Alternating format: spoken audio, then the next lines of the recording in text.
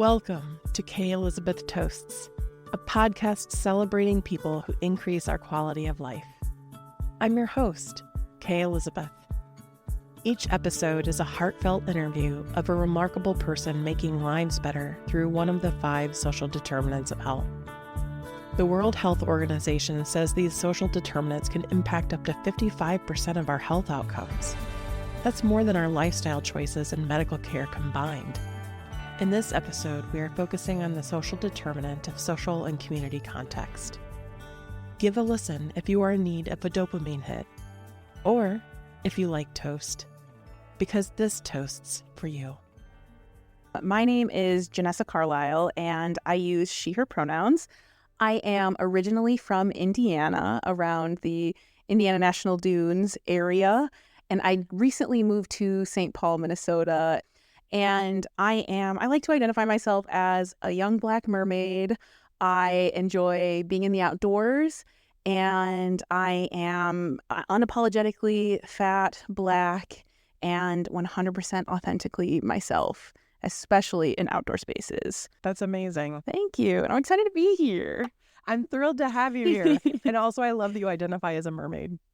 Yes, swimming, water in general is very sacred to me. Age 7, I was in soccer, and I had a coach that made me run too much, and my best friend was a swimmer. And I said, "Mom, I'm not doing this anymore. Can we sign up for swimming?" And you became a swimmer and since I became a swimmer since then. Oh, that's incredible. Yes. You specifically identified that you came from near the Indiana Dunes. Yes. Why is that relevant? I always liked Lake Michigan, first of all, means the world to me. The Indiana Dunes National Park was a place that held me a lot growing up, especially in the summer times. It's a place I went with my family. We would swim there often. I watched sunsets there with my best friends growing up.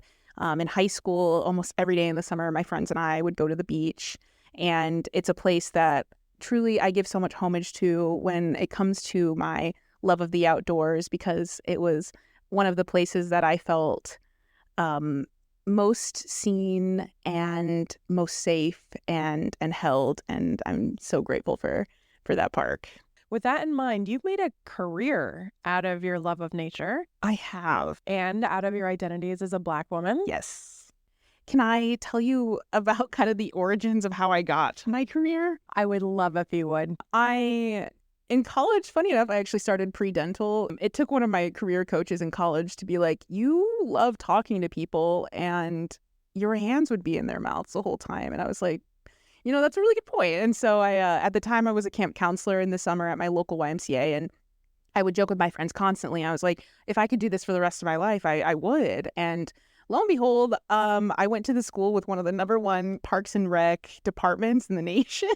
I graduated from Indiana University, and I found my major, which is kind of long, but it's essentially a fancy way of saying Parks and Rec. I wanted to move from day camps, which is where I was working, to overnight camps because I really enjoyed The Parent Trap, the movie, and I wanted to experience that for myself. No way. So I started working at a camp in New Hampshire, and it was exactly like The Parent Trap. I realized, oh my gosh, I could create my dream job in the outdoors, which I fell in love with. In these spaces, I recognized I was usually one of the only people of color, but especially women of color, and women of color in a larger body. And I wasn't very fond of that, and I wanted to change that. And so I was like, okay, it looks like I'm about to start creating my own representation. And from there, I started studying more on diversity, equity, and inclusion in outdoor spaces. And in academia, diversity, equity, and inclusion was well talked about, but in the outdoor field, it was so new. And because the outdoors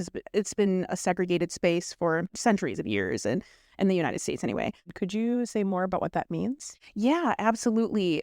That looks like a lot of like redlining, or where neighborhoods are positioned and how close they are to parks. And even today, if you look at on bodies of water or areas that are near parks, you're going to have more wealthy, affluent, white homes. And especially when it comes to aquatics and swimming, that's like a whole other level of segregation, because and a lot of the stereotypes stem from that too, right? Like Black people don't hike, or Black people don't kayak, or Black people don't swim. And And it's the same for a lot of other communities too, especially communities of color. And on my mission of creating representation, I took some pretty weird jobs, and it started off at camp again, where I was the department head of outdoor adventure. So I took girls camping. And then from there, I was a canoe guide. After that, I began my position as a musher. So I drove a sled and I took care of 21 sled dogs, and they took care of me up in the Boundary Waters in northern Minnesota. And all of these different jobs kind of led me to my current job. So what do you do in your current job then? I work for a regional planning agency as a parks and trails ambassador across the metropolitan area. So what that means is I work with park agencies across the metropolitan area, so the 7 surrounding counties, and then the 3 big main cities, so Bloomington, St. Paul, and Minneapolis. And my job is to kind of convene and partner with those agencies or other community orgs or groups on how we can expand awareness of our regional parks and trail system. The question I ask myself a lot every day is, okay, how can I bridge the nature gap or the adventure gap? And how can I increase more visitation in these regional parks and trails of people that look like me and other communities who have not had the same welcome as their white counterparts?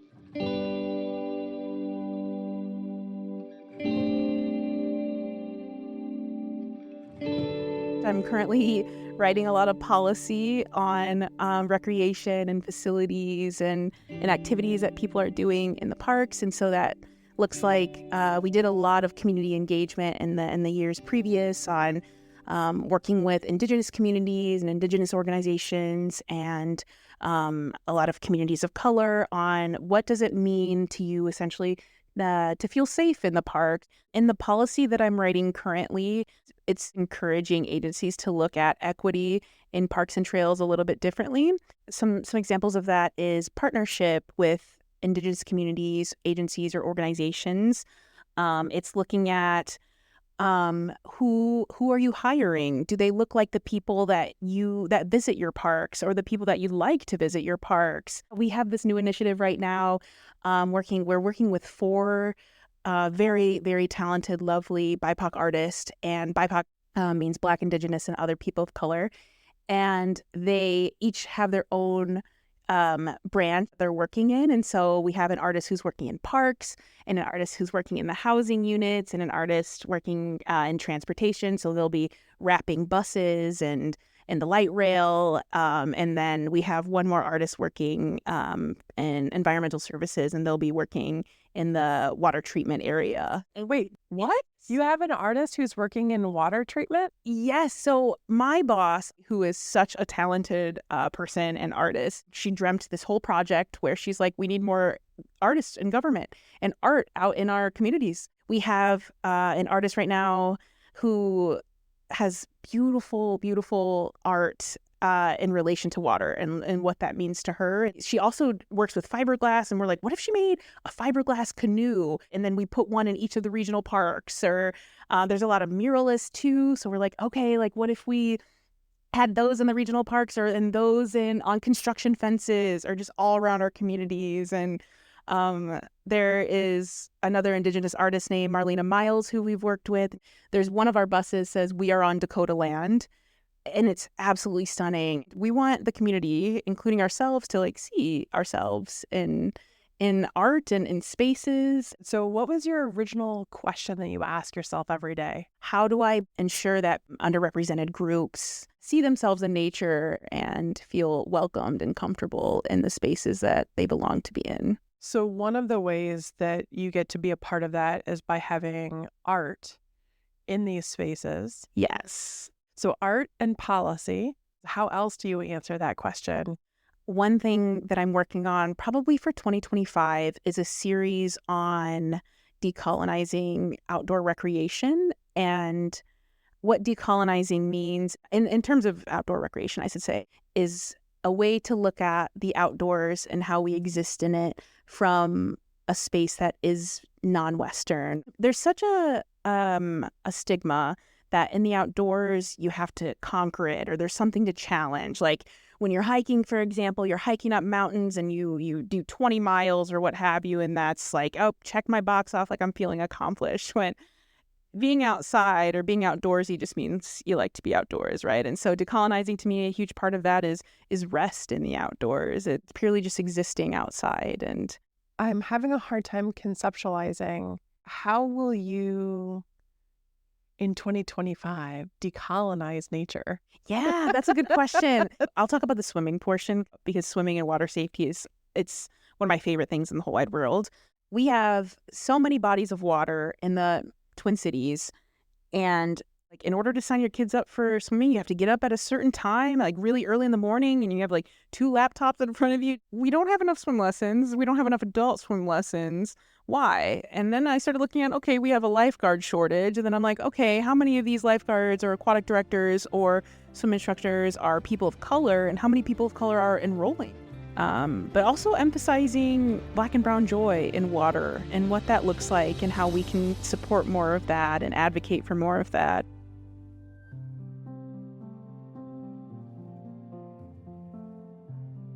So you had shared with me that you took like 60 Black and brown people out into nature. Yes. Can you talk about that? Yeah. When I was a musher, I met a very lovely person named Fabi Ramirez, and we were like, how perfect would this be if we, we're in a room here full of Black and brown people, essentially. And then many, many months go by and September hits and Fabi reaches out to me and she's like, hey, do you want to plan a retreat with me up north through BIPOC Outdoors Twin Cities? And I was like, absolutely, I do. We were going to cap it at 30 people because there were just 3 of us organizing at the time. And then we had about 30 people on our wait list. And we were like, holy cow, we can't turn these people down, And so we extended the capacity fully. And so we had about 50-something people sign up. Northern Minnesota, especially in the Boundary Waters, is an incredibly white space. And so essentially, we had to dismantle a lot of ways that we thought about outdoor retreats. And so what I mean by that is we're looking like we would send intentional questions to folks like, what do you need to make yourself feel safe? Do you have any sensory concerns? What can we bring for you? And then another element on that was winter sports. It takes a lot of money to do usually in terms of gear. And don't even get me started on like, if you're someone in a larger body, you're like, I'm a fat person and finding gear is impossible, but buying gear, it's always so expensive. Coats and boots and gloves and hats, sleeping bags and snow pants. We asked everyone, we're like, okay, here is a gear list. Here's what we recommend with a breakdown of like, base layers and what that means. And on top of that, we were like, okay, what other kinds of gear do you need? And so we inventoried that. Everything that we didn't have, we applied for so many grants. And so we were either buying gear or we were finding gear in our homes to give out. We wanted to keep prices as low as possible for folks. And in order to do that, we applied to so many grants and wrote so many grants. And we were lucky enough to fund a really big chunk of our trip. And that allowed us to also shop for different food. We supplied most of our food because we wanted to make sure that it was culturally relevant to all of us. Mia, one of my co-organizers, is a self-taught chef. And so she made the meal plan along with Filson, and they both created such incredible 5-star meals. Our first night, Mia made for about 60 of us salmon with rice. And then the next morning we had a North African breakfast and Mia made shakshuka. Filson made a Somali soup one day, which was so delicious. And sitting in a dining hall with everyone, the first night we immediately felt like family. I felt like I knew everyone and everyone knew me. I'm not a huge crier, but that weekend, daily, I had tears just streaming down my face because I had never felt so seen and understood and welcomed in a space, especially in the outdoors before. And so to have worked there in such a white space, and then a year later to be there with a bunch of Black and brown family at that point, I am like, even just now, I'm like, oh my gosh, I can't believe it happened. Do you think the other participants who came Do you think that they also had a unique experience like you're sharing? I think so. A lot of us talked about the same thing of what it means to us to be in a space where we can just be ourselves, and there's not, any sort of worry or concern about quote unquote taking up too much space or quote unquote being too loud or any sort of microaggressions imposed. We truly just got to be ourselves, and it was so incredible to witness so much Black and brown joy outside.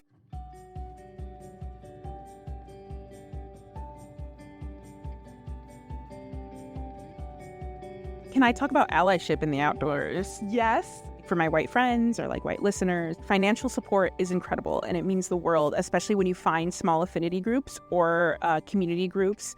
But when I talk about gear a lot of the time, that's also a huge barrier for people. It's one way for people to support pretty easily, especially if folks have kids or if people like myself are hobby hoppers and they have extra gear left over. If they're like, okay, maybe skiing wasn't for me. Being intentional about where you donate that, maybe means of like grant writing, if you even have time and you can help grant writing, or how are we spreading the word? So I also want to say, like, marketing has to be really intentional too.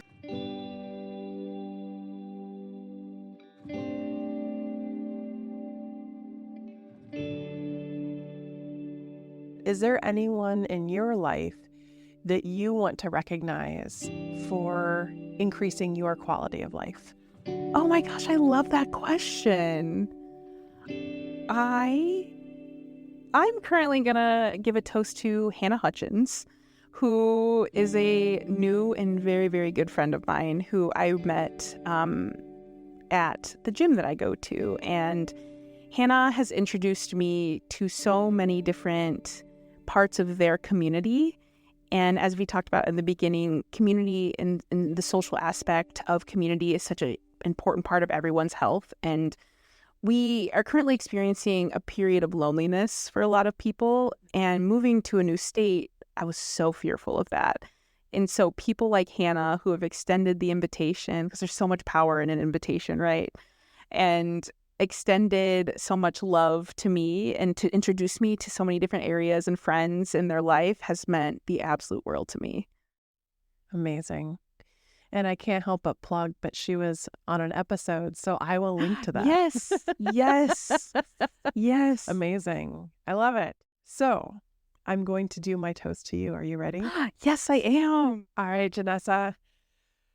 For stepping out in the world to try new things that may have been uncomfortable, for inviting people along with you, for being authentic with who you are, for putting yourself into a vulnerable space to maybe be the only Black musher, to maybe be the only fat Black woman who is on a trail, and being inclusive just by your presence, by being vulnerable in those spaces, and for intentionally trying to find a way to make our parks more inclusive and to bring 60 people that are Black and brown into a camp experience for their own parent trap experience, so that they also could have a safe space where there wasn't one for you.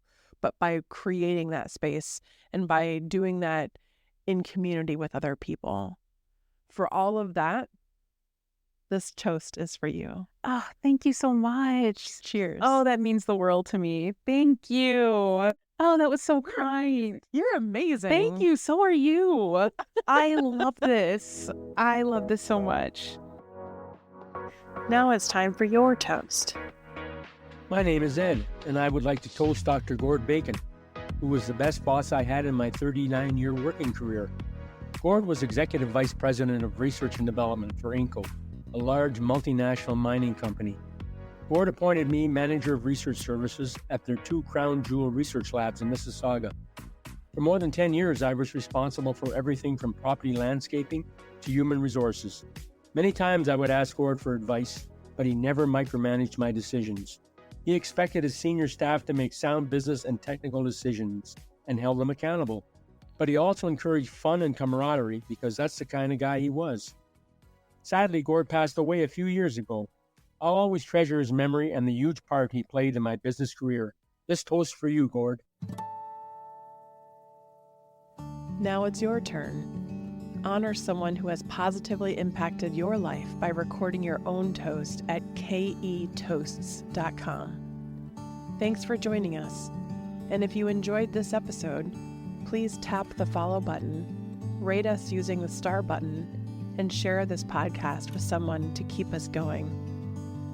Then go toast up some bread, because every positive action is worth toasting.